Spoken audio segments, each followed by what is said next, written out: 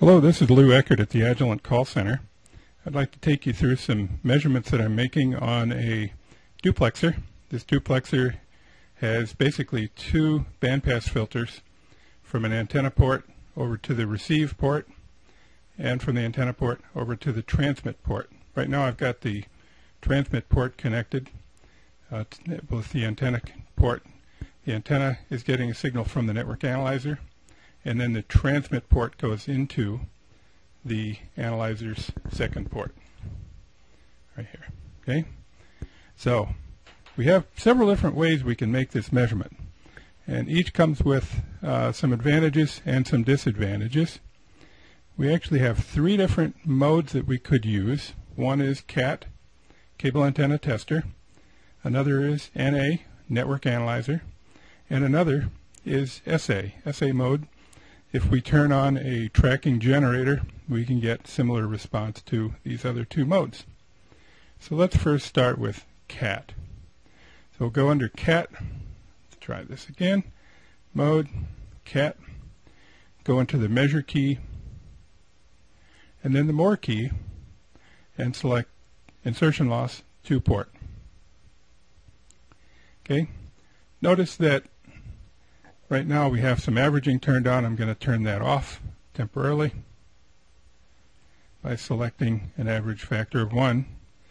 And if we notice, the noise floor of the analyzer is down right about 80 dB. So I have three different markers on here. One is below the passband, one is above, and one is somewhere on top of the passband. Those marker values are listed here in this table.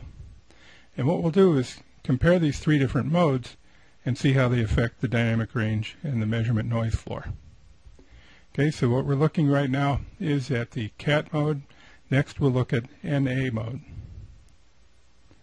So NA mode, if you notice, doesn't have quite as low a noise floor. Another thing to keep in mind is sweep time. In NA mode, if you want to reduce the noise floor, you can select a lower bandwidth. Notice that the noise floor gets better, but look at what happened with sweep time. For all these measurements, I'm using the same number of points, 201. So this gives you a kind of side-by-side comparison.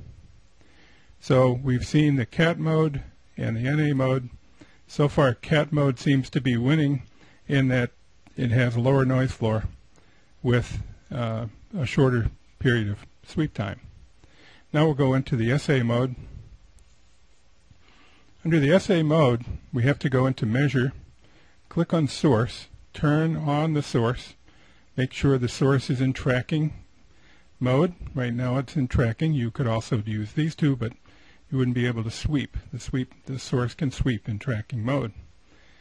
Right now my source power is 0 dBm, and I have this same filter response. Notice that the marker values are somewhere in the low 70 dB range on either side in the noise floor, and that's not quite as good as we saw under CAT mode or NA mode.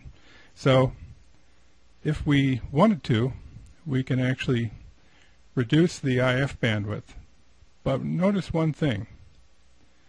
For one thing, the sweep time is a little bit longer, even though my noise floor is not quite so low. And if I wanted to, I could use a resolution bandwidth of 100 kilohertz. The noise floor drops down quite a bit.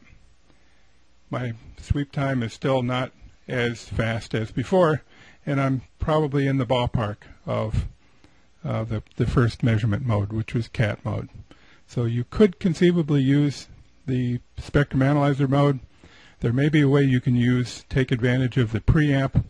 However, at this high power level of the source, the preamp probably would get some overload. So if you turn the preamp on, or if you adjust the attenuators, you can make the measurement. You can improve and optimize the dynamic range in that manner. However, it takes some experimentation.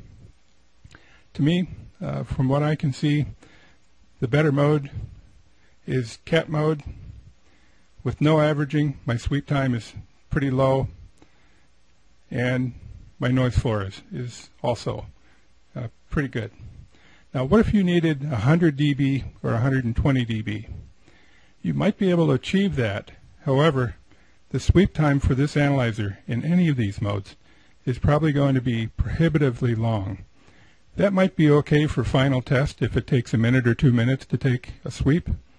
However, if you're trying to make an adjustment on these screwdriver adjustments, you're not probably going to be very happy with the amount of time it takes to see the response to your adjustments on these screws here.